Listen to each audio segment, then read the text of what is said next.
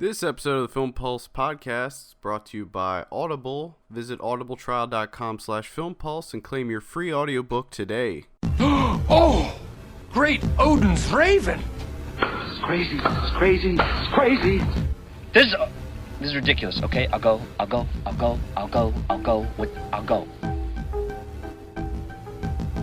Welcome to the Film Pulse podcast, episode 2. With me, as always, is Kevin. How you doing there, Kevin? Not too bad. Today we got a good show for you. We're going to be talking about documentaries, specifically our favorite documentaries of the year, the Oscar-nominated documentaries, and we also got Ryan back with us to watch another movie and tell us about how that was. And we're just going to go over some of the movies we saw this week. So let's get it started. Kevin, what were you watching this week? I watched mostly all documentaries. Yeah, me too. I also watched Rampart, which I had to review up there on the website yesterday. Mm-hmm. Saw Snowtown last weekend, the Australian movie.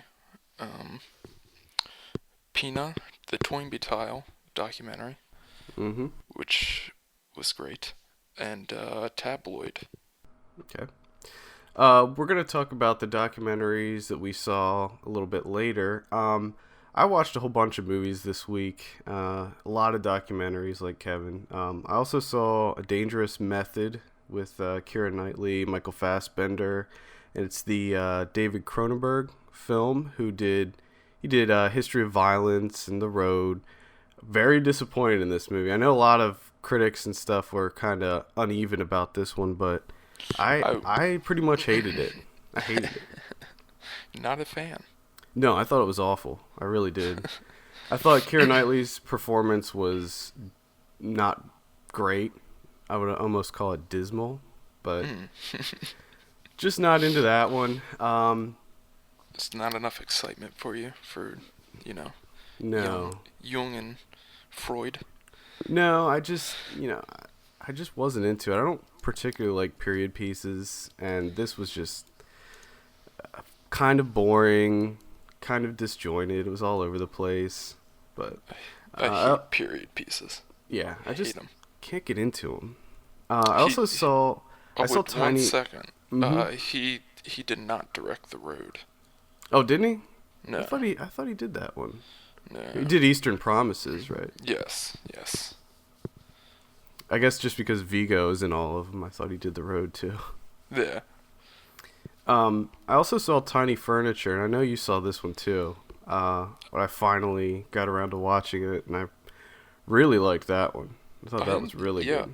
I enjoyed Tiny Furniture a lot. She, Lena Dunham? Or Dunham? Yeah, I think so. She actually has a show that's coming out soon. A TV show? Yeah. Called, Girls? Oh yeah, on HBO, right? Mm-hmm. Yeah, that looks good. Yeah. So I'm pretty excited about that. Yeah. She was actually in The Innkeepers as well. Oh yeah. That's right.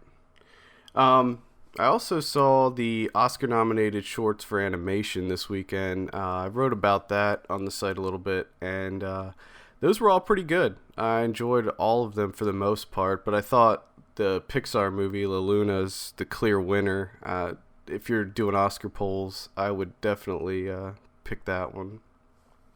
Yeah. So. I was surprised last year that they lost, though.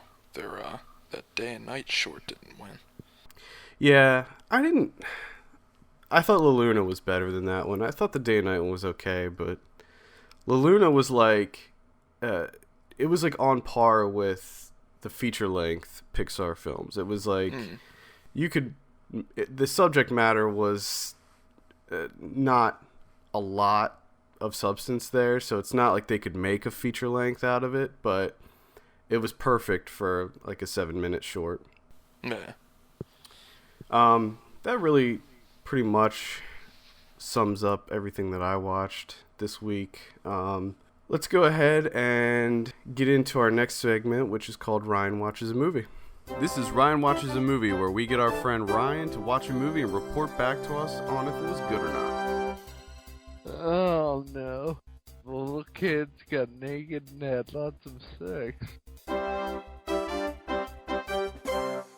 Okay, Ryan, what movie did we have you watch this week? Krull.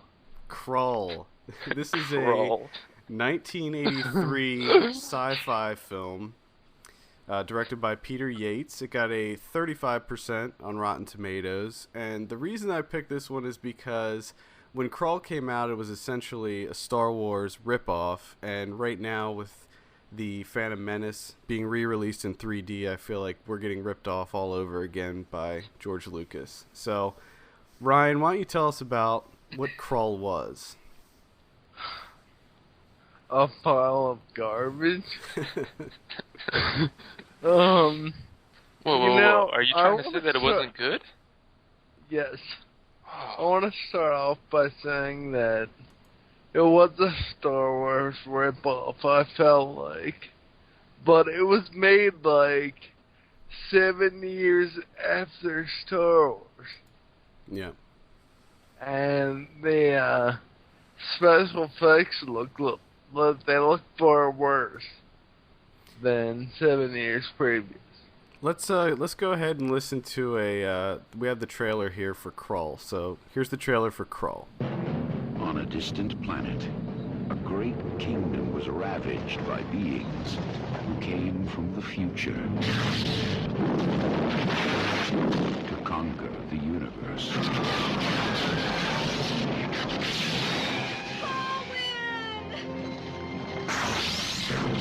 Now, the only survivors follow a doubtful seer and a throneless king.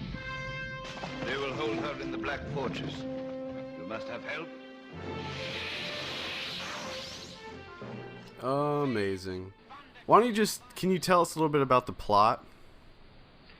Basically, this like king-to-be marries a chick, and this beast thing steals her, and he has to go and fight with these outlaws that he finds in the middle of nowhere. He just finds outlaws that are hanging out like in a forest somewhere. And out of the force. they'll decide that he's the king, and why need any credentials? We just need to know that he is the king, and that's good enough for us. We'll take your word for it. In the universe of Krull, they go on the honor system. Yes. Yes. What does the name Krull, is that the lead character's name? No. What's Krull? No, I do not know. It says that I believe. that's the planet. It's the planet. Oh, that's the Krull. planet. Yeah, okay, yes. It is the planet. I have so many problems with this movie, it's not even funny. I understand that it's older, but, I mean, first of all, they have a fight at one point in the movie, and it's a fight where all the bad guys have laser guns, and all the good guys have swords. Like, seriously, how does that work out? Were they Like, how do you think that would end? So they weren't even like lightsabers, they were like regular swords. Yeah. Were they able to like deflect the laser blasts? Yeah, I was gonna say that's probably... Sort of. They're more all about dancing out of the way and fucking matrixing over the laser, whatever you want to call them. Second of all, at one point in the story, it's about this, like, one of the main focuses about this quote-unquote secret weapon, and it's basically a Chinese star without blades. Yeah, I saw that. I think Oh, that's like the man. signature thing with that movie.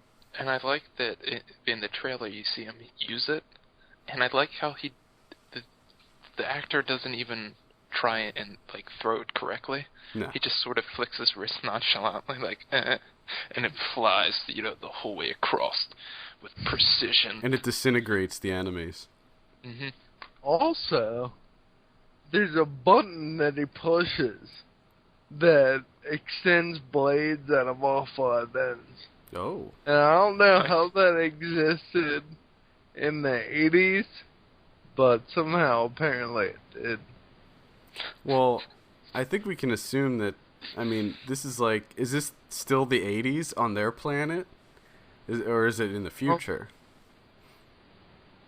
It's that's another kind of hard thing to tell. It's sort of back in the day, but it's also futuristic. Hmm. Yeah, it looks like it's like medieval times, but Yeah, set but in the it's future. like, yeah, Amazing. that's also one of the reasons it was terrible. And there's two things I want to point out about this movie. Number one, it was one of the most expensive movies at the time. It was like $45 million budget, Whoa. and it apparently it only brought in like $16.5 million. So they took a hit there. So we won't be seeing Krull 2 anytime soon. Probably not. Plus, there was fire mares in the movie. Fire Steeds- mirrors? Steeds that travel so fast they leave a trail of flame and can defy gravity. Oh. Nice. I want a fire mare. Heck yeah. Well, I want a fireman to run over this movie.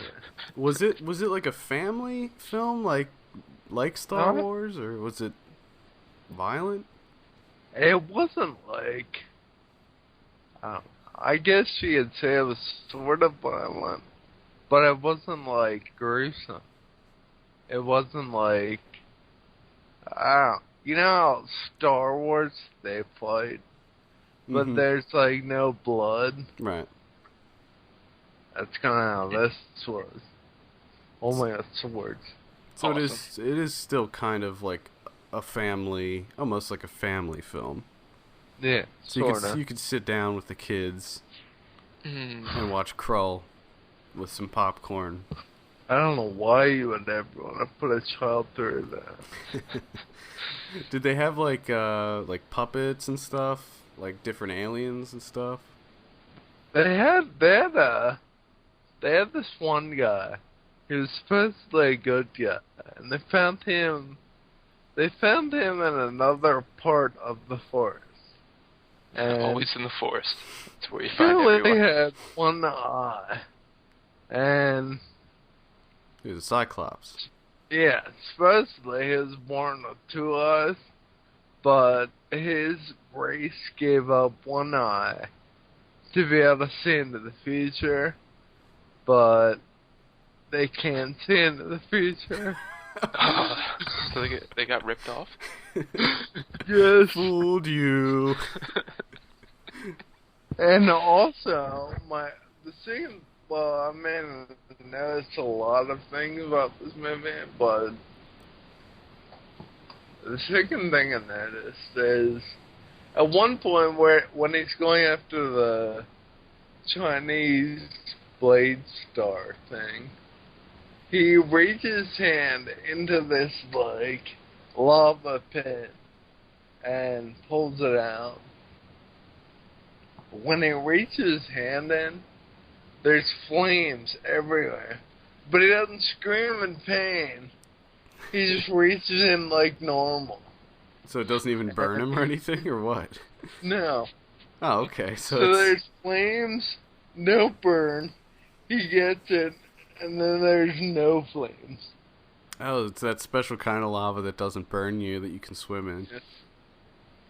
I think I heard about that.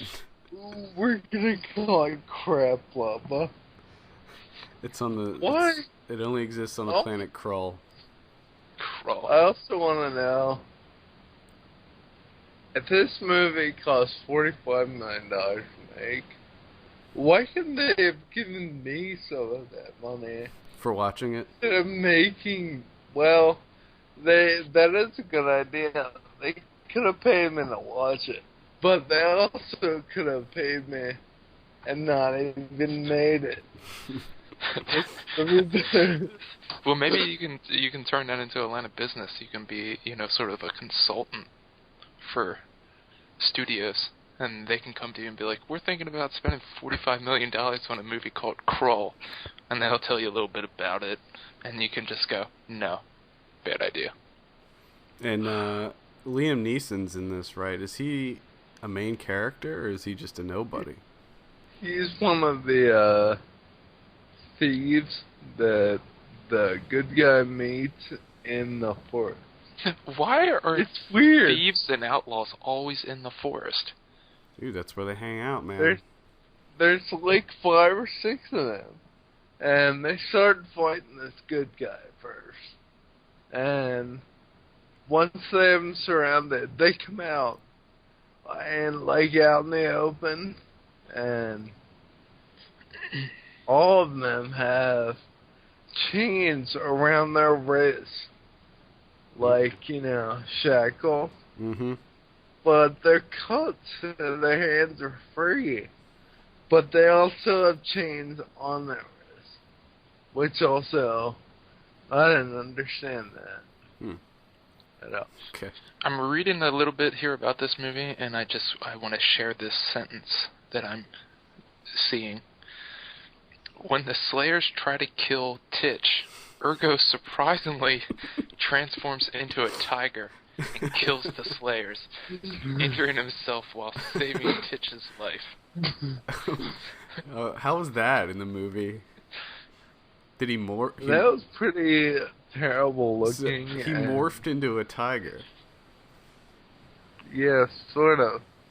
There's this one guy, and it's the guy that you're talking about. I can't remember his name, but it looks sort of like the main guy from Monty Python, I think.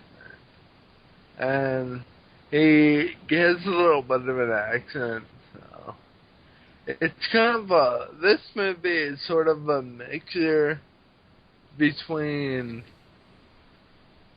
Star Wars and, like, I'd say Monty Python. Because there's a lot of dumbass humor. Okay, so it's like goofy, kind of slapstick comedy. It's not like, what's it, Spaceballs. It's not like that. What about? But is it intentionally like that? Yeah, is it supposed to be? Or does it just come off that way? I think it's intentional because, like, they don't, like, make fun of anything, but it's just really quirky. So maybe it's like a poor man's version of, like, Princess Bride or something, or Time Bandits. Sort of. Well, funny you should mention that. I looked up the writer of this movie. His name is Stanford Sherman. He wrote his last movie that he wrote is called The Ice Pirates. From 1980. That's a good one. 1984. And the storyline says a real space opera with sword fights, explosions, fighting robots, monsters, bar fights, and time warps. Whoa! So looks like we found. Looks like we found your movie next week, Ryan. Yes. Stay tuned on my reviewing that. Yeah. Well, thanks again for enduring another movie. We'd like to have you back next week to do it again. We'll have a really good one for you next week, I'm sure. I'm excited. All right, Ryan, you have a good one, and recuperate, and we'll get you another one next week. All right, see you later. See you, Ryan. I'd like to take a minute and talk about Stitcher Internet Radio. You can now listen to our podcast streaming on your smartphone be it an Android or iOS device. Kevin, you have an Android, right?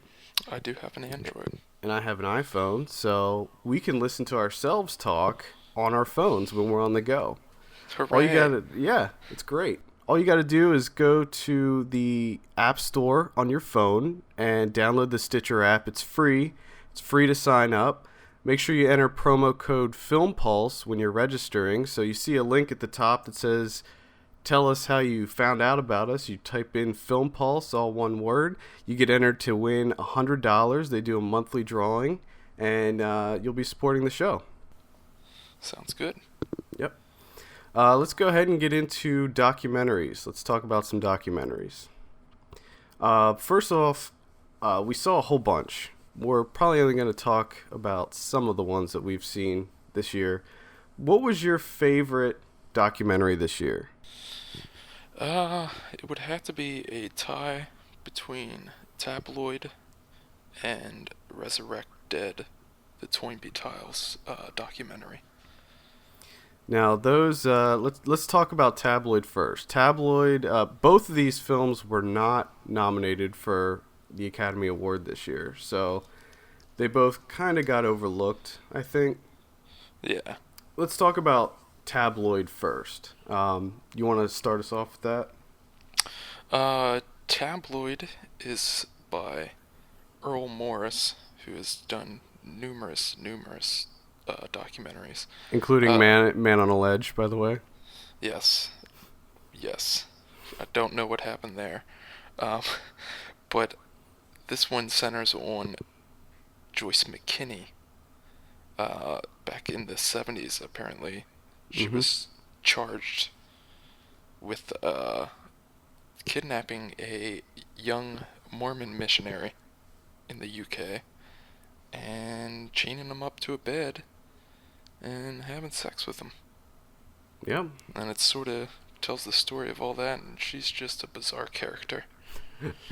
It's really a perfect movie for a documentary because she's so insane. Like, they interview her throughout the movie, and she really believes in her heart that what she did was right. It wasn't really kidnapping, and that they loved each other. Like, this guy was madly in love with her and was brainwashed by the Mormon Church. Yes. And it just gets it starts off, because I really didn't know too much about this film when I watched it, so it was kind of interesting for me to see how bizarre it just got. I mean, it starts off kind of like, okay, where are we going here? Like, what's this all about? And then as the movie progresses, it just gets more bizarre. Yes. And she's just so crazy. She's such a character. Yeah, and I'm sort of surprised because I didn't know anything about the story. No, I didn't either. When I went into it, and I'm very surprised that I've never heard about this case. Right. It must have been, my only guess is that it must have been like big over in the UK. Yeah. Because I didn't know anything about it, and it was huge over there. I mean, she literally became a celebrity for this thing. But I'm also surprised just as much as our culture is about like referencing things, that I've never heard about this. It's never been referenced. Never heard anyone talk about it. It's just mind blowing to me that I've never heard about this story. Yeah, and it was a really big deal. Like this, she was supposedly a model, and kidnapping this guy and essentially raping him. And there should be air quotes when we say model. Right. There's some developments in the documentary that come out that kind of point to the opposite of the model, pretty much. But that was one thing that I always questioned, that they questioned in the movie, like, how does she have all the money to travel around the world and kidnap this guy and hire a pilot to fly them places and all this stuff? Yeah. And you might recognize her from, a couple of years ago. She had her dog cloned. Yeah.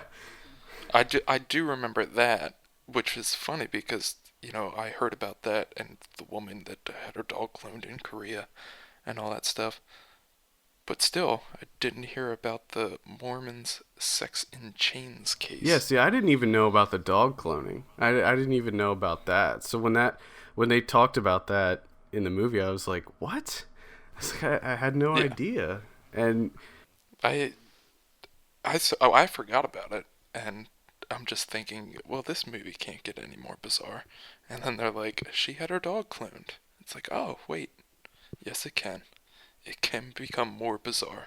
yeah, not only did she have her dog cloned, but I believe she had another dog. She was like really into dogs.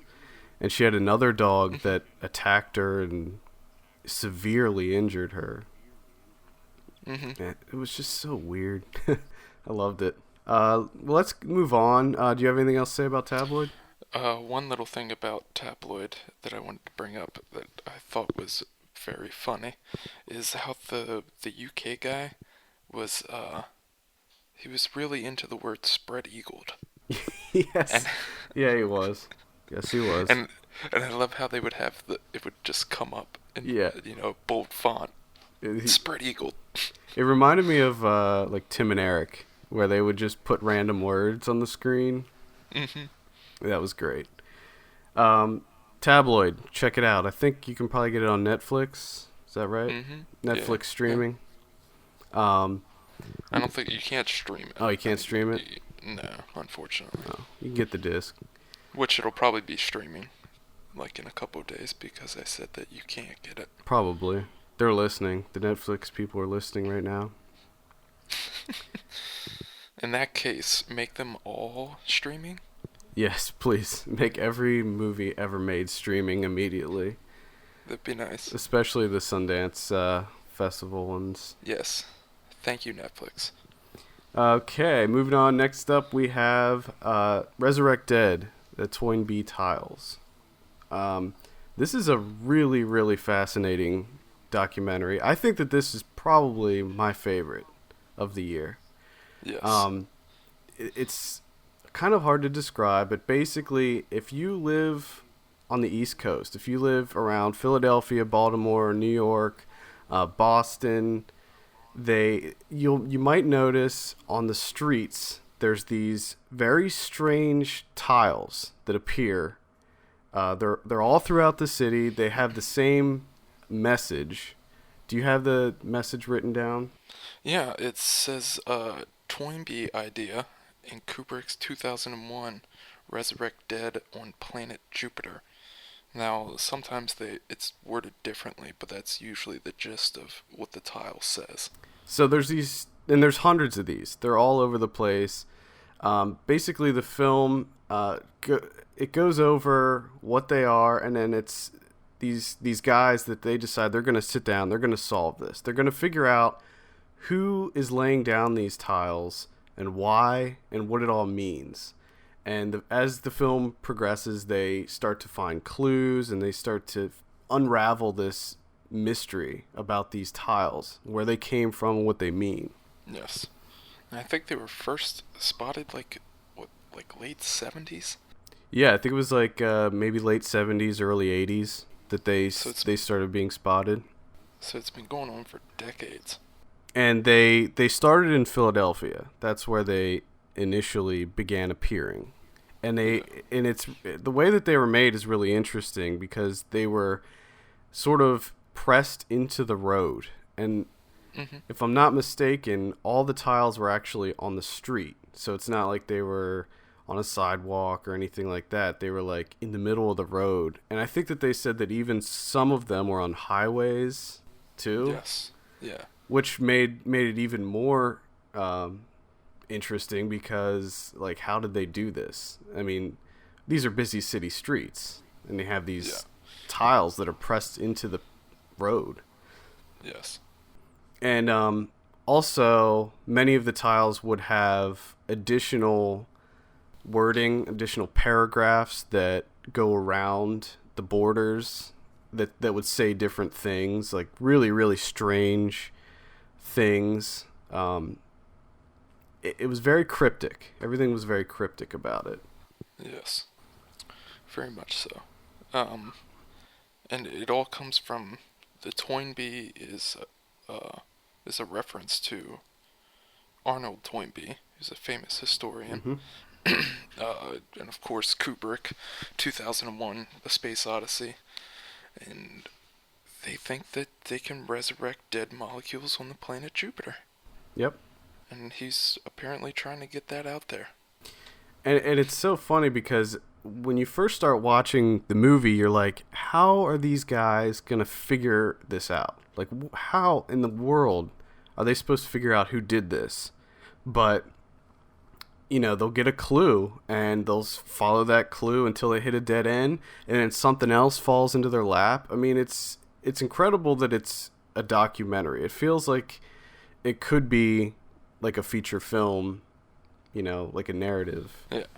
Well, they catch a lucky break because they find a tile in Santiago, Chile, of all places. Yeah.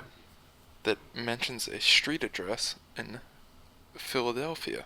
Yeah, so they start investigating that, which seemingly leads to a dead end, but they also begin to find other clues, and they basically compile a list of suspects that they think it could be, and then they kind of follow those leads.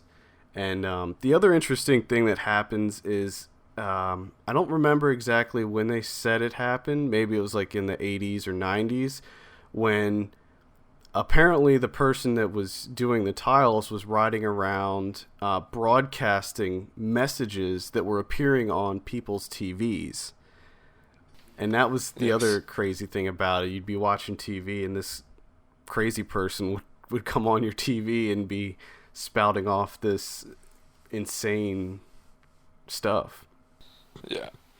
Resurrecting dead molecules on the planet Jupiter. I reviewed this film for the website, and I compared it to Catfish. It is a lot like Catfish in that they kind of follow this story, and they kind of follow the trail, and they try to figure out what's going on. But the pacing in Resurrect Dead is a lot different than in Catfish. With Catfish, it was a very slow-paced film until the end. During the climax, that was when it kind of crescendoed. And with Resurrect Dead, it's more evenly paced throughout. I wouldn't say that the payoff was better, but it was a good ending. I know a lot of people online kind of complained about the ending, but I thought it was absolutely perfect for the subject matter of the film. Yeah. Well, there's a lot of things about it that I don't know if we can talk about because I don't want to sort of spoil the ending. It's tough to talk about this one because I didn't know too much about it other than seeing the trailer going into it. So it was really, I was on the edge of my seat throughout. I was just like so fascinated by what was happening and just the crazy path that they end up taking, and it was just very, very good. Yes, it's definitely something to check out because it's just a fascinating story, and just to watch them do their little investigation and find clues. And yeah, I mean, I love mysteries, and this is like a real life mystery that they're capturing, and they use a lot of different techniques to capture, to show things on the film. Like they use some animation and they use some reenactments along with the actual footage and stuff like that. So they use a lot of different techniques, but I did feel at times it was kind of sloppy. It felt a little unpolished to me. Yeah, this is a little bit, but it was a really good story. It would have been nicer if it was done by someone else. Yeah, absolutely. It could have been more polished, but at the same time, these were the guys that were actually doing the investigation, so it makes sense that they actually make the movie. Yeah, and I mean, it was basically kind of an amateur project. I think they were all first-time filmmakers, so it did seem a little low budget, but the story makes up for that by far. I mean, it was just incredible. Yeah. Yeah. Let's move on and talk about some of the Oscar-nominated documentaries. Which one do you want to go over first? Let's go over Pina, because that seems to be the one that everybody's talking about. I think that's probably the front runner at this point, I would say. Yeah, I think so. I mean, it sort of still is like a toss-up, though. I could see almost any one of these winning. Yeah, and full disclosure, I did say earlier this week that we were going to be going over all of the documentaries, but I didn't realize that Undefeated was unavailable, so I didn't get to see Undefeated. But I did see the other 4. Yeah, I as well did not see Undefeated. Let's go ahead and talk about Pina first. Now, this is about the famous German choreographer. Why don't you just give us a little rundown of what Pina was about? Pina is essentially, you would think that it's could be like a normal documentary, but it's not. It just essentially shows all of her work, all of her pieces, performances, and stuff like that, done by her dancers. She was a head of a group, like a dance company, and it's sort of just shows that they don't really talk about her that much. You know, the dancers themselves just talk about her very briefly, but the whole movie is just mostly the performances. Yeah, and I had a lot of issues with this movie. That one being the first one, where I felt like I feel like a documentary should teach me something. I should learn something from a documentary, and since it's a documentary about her, I feel like I should know who she is, because I didn't know who she was. I'm not into dance, especially that specific type of like interpretive dance. So after the film, I felt like I still don't know who she is. Like who is she? I don't. I mean, I now know her for her work, but I still don't really know anything about her. Although I will say, I did like how they interviewed the dancers, where they would just do voiceover and then just have them sitting there not talking. I thought that was kind of cool. But overall, I don't even consider this. I wouldn't even consider it a documentary. I would consider it more like a performance, like a tribute to her life. Yeah. But I thought it was, and maybe it's just because it's not my type of thing, but I found it to be very boring and strange, and I just was not into it at all. Yeah. I love the way they did the interviews, with them just sitting there, while their voiceover of how they answered the questions or whatever they were talking about, and they just sort of sit there and react to what they're saying without speaking, which I thought was a nice touch, because they are essentially interpretive dancers. So it was a nice way to sort of tie in that they're essentially interpreting their own voiceover for the documentary. Yep. Which I thought was nice how they did that, but I know that I did talk to you when I was about halfway through this movie, and I said that I really enjoyed it. I liked the way they were doing everything. It was great. And then I did find myself like an hour into it, like, okay, let's move on. Yeah. It's like another, and it's not, I don't understand modern dance and interpretive dance. I don't get it. I don't understand what they're doing. And even there were certain routines that they did where I understood what they were, like the story that they were telling. Like I got it, but a lot of it I thought was kind of weird. And I did notice that apparently she liked to have a lot of the dancers just kind of stand still and have the other dancers move the people. Like there was a lot of, I felt like a lot of the performances kind of were of that ilk, where the dancer would just kind of stand still like a rag doll, and the other dancers would kind of come in and move them around. But I thought it was really, a lot of the performances I thought were very bizarre, especially the one with the lady where she's just kind of standing still, and then all the dudes come in and are like touching her and moving her around and stuff. I thought that one was particularly weird.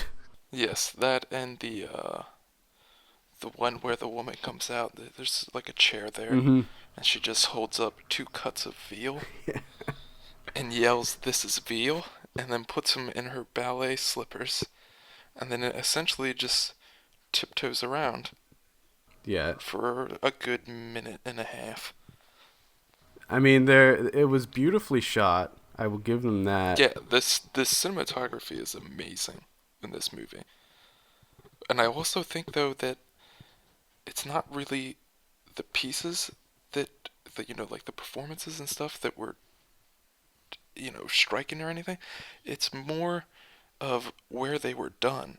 Like, they just picked out really good places. Yeah. To perform these places. Yeah, or absolutely. These pieces.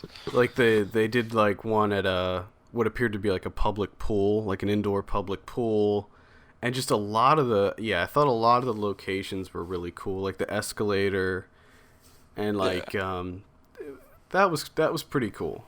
That was definitely cool. Like it looks like a lot of parks, inside of like beautiful architecture. Just. It seemed like that was the star when you were watching the pieces. It was like, oh, they picked a perfect place. Like when the one guy's dancing at I think it's like a quarry. And the way they would work in their surroundings and everything. But I don't understand interpretive dance. I don't get it. No. It looks like it hurts. Yeah. It's like they're like popping and locking the whole time. Yeah, but with no, I don't want to say skill, but a lot of flailing. They do a lot. Yeah. They do a lot of flailing and running around. A lot of flailing. The one piece that I guess which is apparently like her most famous piece is called Cafe Mueller, where it takes place inside of a cafe and there's a guy that throws chairs around and all this stuff. And she essentially just walks around pensively and sort of just walks into walls. And that's it. Yeah, a lot of chairs being used as props in it as well. We use a lot of chairs. Yeah. Going back to the settings real quick, I would say that if they didn't have the interesting locales, I would not be able to watch it. If it was all done on a stage, there would be no way that I'd be able to make it through. Yeah. But even then, I will say that when they did do things on stages, they found ways to like the one at the end where they have like a huge rock on the stage, and there's like they make it rain and stuff.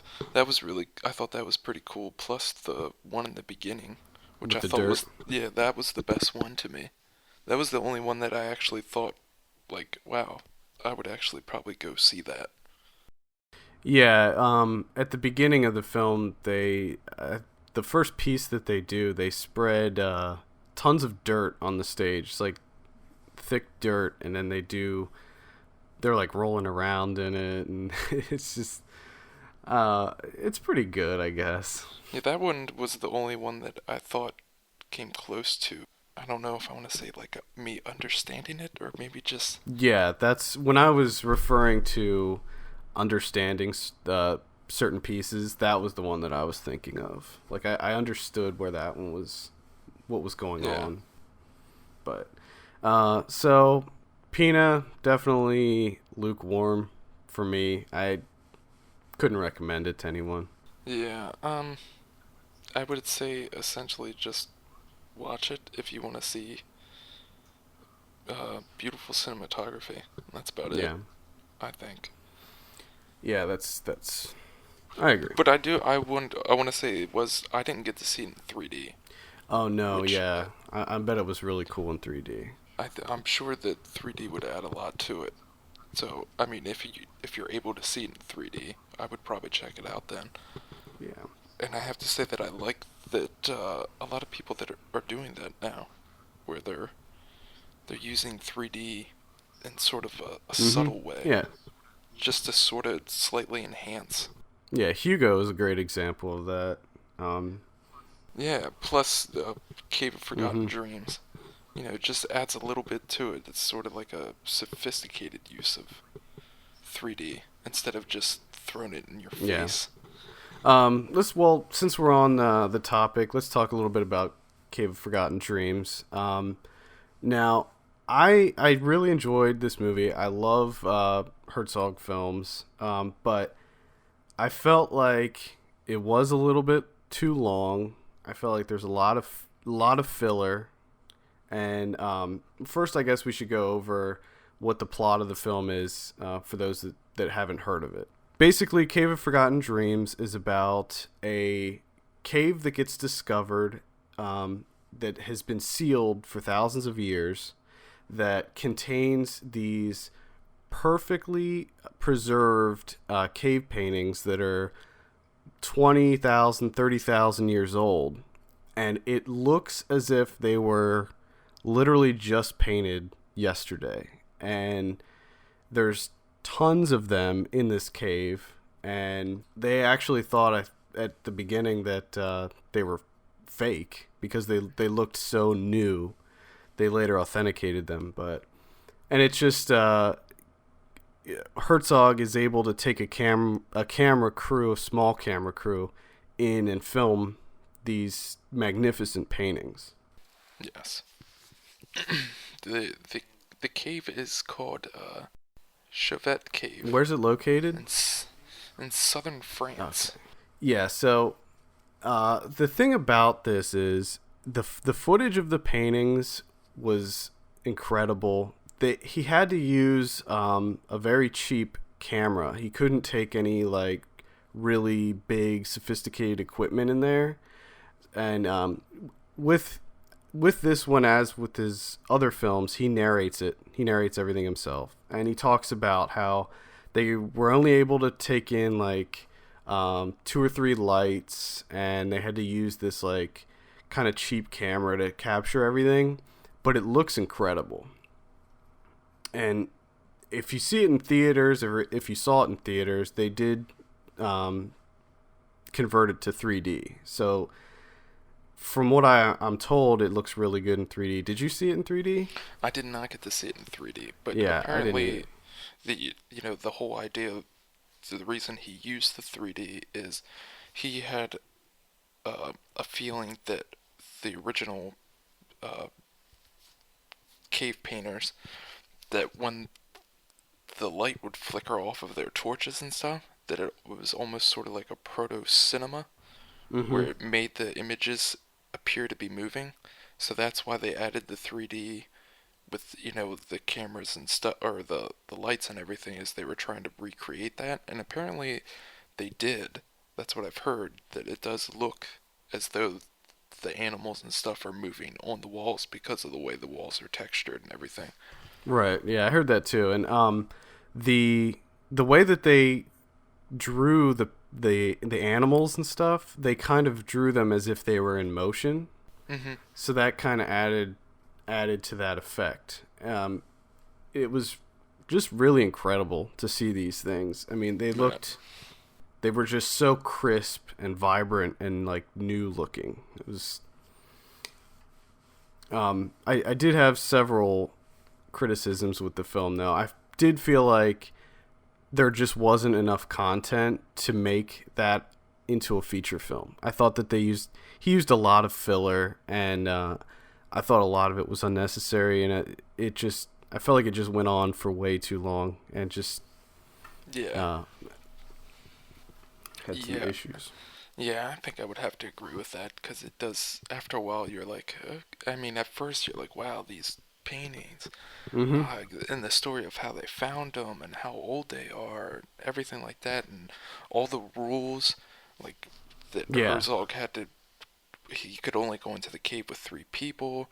You could only stay in for a couple hours a day because there's like near toxic levels of radon and carbon dioxide. They had to wear special suits, like all this stuff that they had to go through, and it was like, wow, okay, okay. And you see the paintings and everything, and then after a while, you're like, oh, okay, that's it. That's all I needed to see. And Right. but the film still goes on for like 45 minutes after that. Yeah. And that was what in addition to the paintings themselves, I thought that the most interesting things were, like you said, all the rules that they had to follow, and they had to stay on a very specific path inside the cave, and Yeah. in certain areas of the cave they weren't allowed to film, and then in certain areas of the cave they had to like rush through them because there were even more toxic gases in certain areas and stuff. And I thought all that was interesting, but like when he does like he talks with a lot of historians and things like that about how old they are, where they came from, how people lived back then, and that type of thing. And I just didn't find that nearly as compelling as like the 20 or 30 minutes that we were actually inside the cave. Yeah. Plus, there was, what was it, maybe 5-10 minutes of albino crocodiles? Yes, yeah. There's always, which is Herzog's staple, there's always a weird animal in his movies for some reason. Yeah. Which there was a point where I'm watching and I'm like, oh, I wonder what his weird animal's gonna be for this movie. Yeah, I think that's like become one of his calling cards. I think he just hears about these animals and he's like, you know what, that's pretty cool. I'll put that in there. Yeah, exactly. It has nothing to do with the cave paintings, but whatever. I'll tie it in somehow. And I thought that the scene with the spear, when the guy was throwing the spear, showing off how they made weapons back then, that was just silly. I think he was using, what are they called? An atlatl, I think. It's like a piece of bone or something. It hooks. Oh yeah. You like hook into the spear and then you throw it that way. Yeah, it supposedly gives it it balances it and makes it go through the air faster and straighter. Yeah. I mean, that's cool, but I felt like it really didn't have too much relevance to what we were watching. No. But I do have to say that his narrating is the greatest. I wish it was a law that he had to narrate everything. Yeah. I do love his narration. It's the best. Well, we kind of strayed away from Oscar picks. That was not nominated for an Academy Award. No, which he never is for some reason. Well, I guess sometimes he is, but it seems like they... Yeah, they forget. They snub him. See, I don't know. There might have been a dispute of when that film actually came out, because... More than likely. I looked it up, and there's some sources say that it came out in 2010, so I don't know if it came out in early 2011, they might have forgot about it. But, I mean, honestly, although I haven't seen Undefeated, I would say that the other nominees for the Oscars are just stronger than that one. Yeah. Getting back to the Oscar nominees, we have If a Tree Falls, which is the story of the Earth Liberation Front. Did you get a chance to see that one yet? I did not get to see that one. That was probably my top pick for the Oscars. Yeah, I think it was.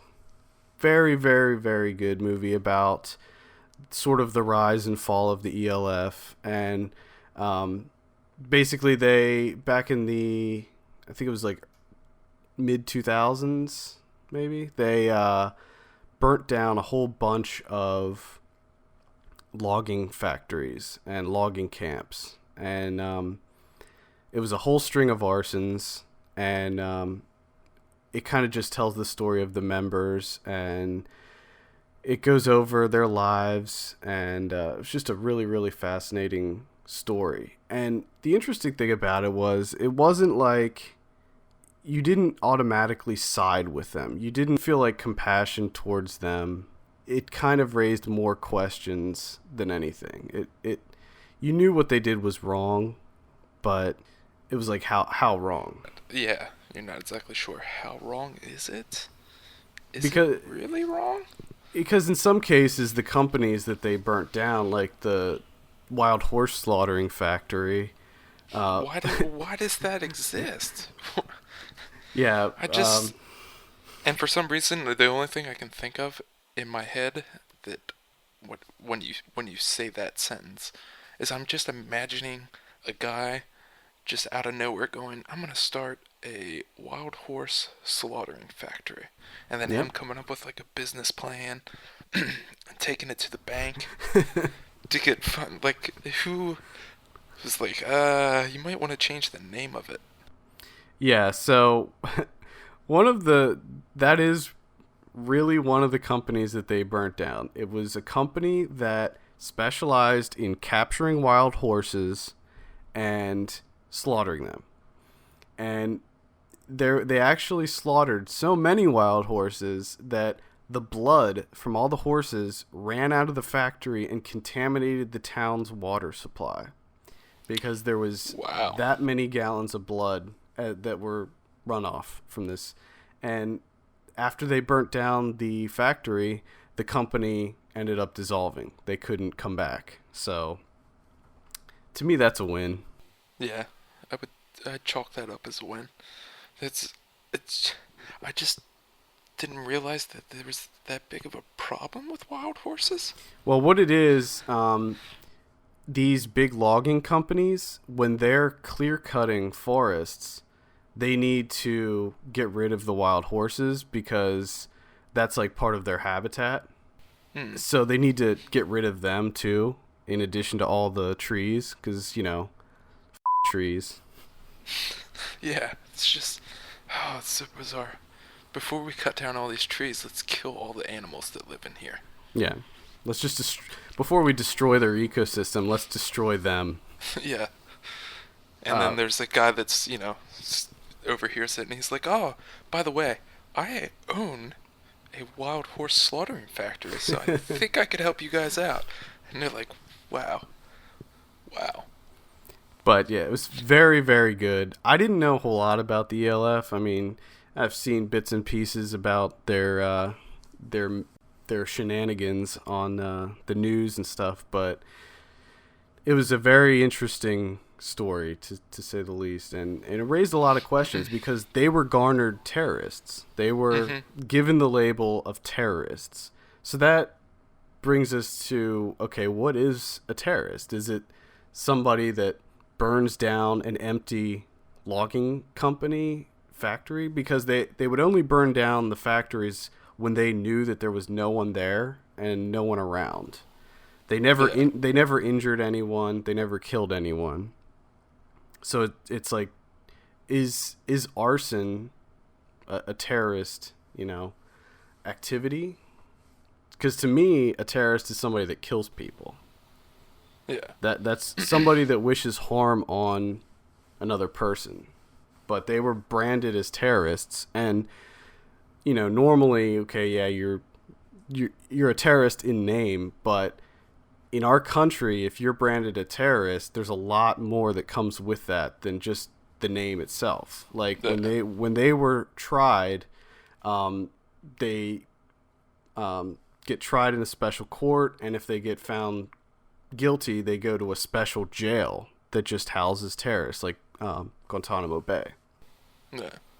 Yeah. So. It's, I think it's 2005. The FBI announced that the Earth Liberation Front was America's greatest domestic terrorist threat. Yeah, and that's just terrible. It's just ridiculous. And I mean, I'm not saying that what they did was right or wrong. I don't have an opinion about that either way. But And the thing is, the film doesn't really say that either. It kind of just poses the question to you. Yeah. But it was an excellent, excellent film. I know that is available on Netflix Instant Watch. Yes. So you should definitely check that one out. And that's one of those things that I love when, because I think that's what a good documentary should do. It should just present facts and let you decide. Yeah. Which is another reason that I really enjoyed Tabloid. Mm-hmm. You know, they told their side of the story, and you're left to figure it out for yourself. Yeah, they didn't go out and say, like, oh, she actually did this, she's guilty, she's crazy. Yeah. They didn't say anything like that. No, they just had everyone tell their side and just leave it at that. Yeah, and in If a Tree Falls, they do a lot of interviews with law enforcement that were involved and you know, authority figures and that type of thing. So it's not just one side. They do interview, you know, the other side as well. They even interview some of the owners of the logging companies that they burnt down. So it's a pretty evenly, you know. Do they interview the wild horse slaughtering factory guy? No, they don't. They do not interview him. I think he deserves a documentary unto himself. I think they could. I want to learn more about wild horse slaughtering factories. I'm feeling a reality show. That's what I'm feeling. Discovery.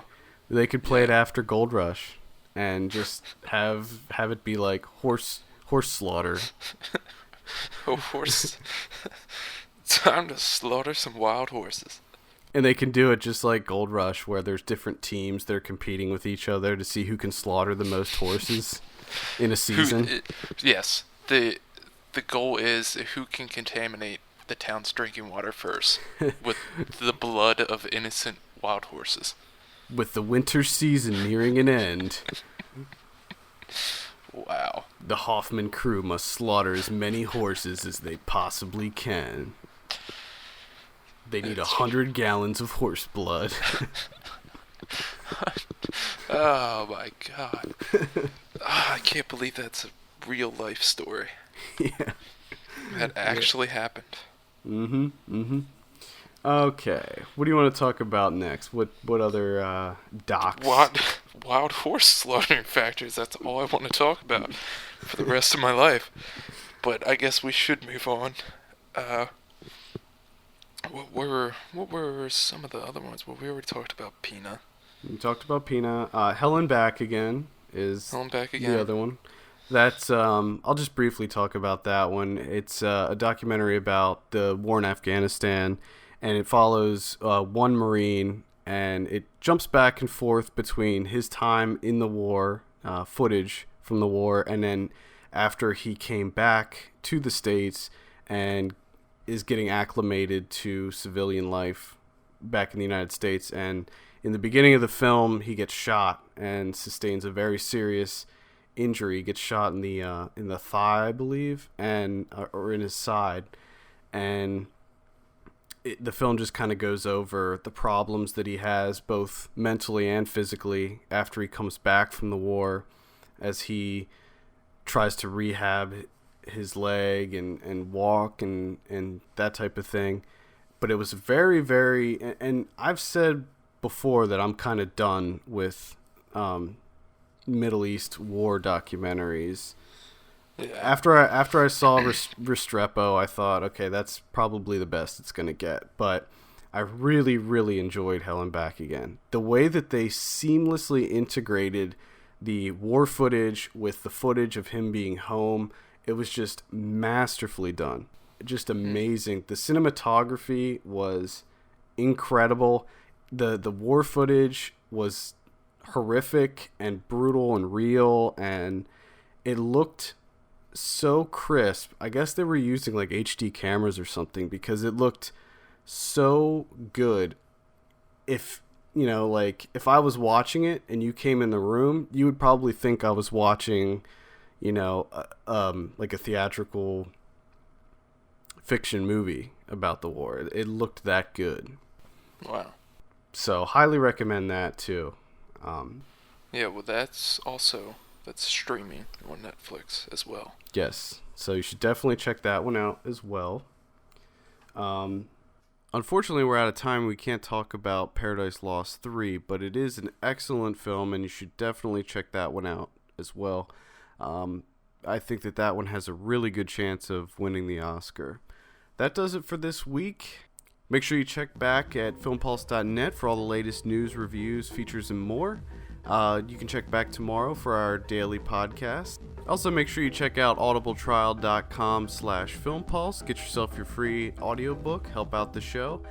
A big thank you goes out to Ryan once again for watching a movie for us. For filmpulse.net, my name is Adam, and we will see you tomorrow.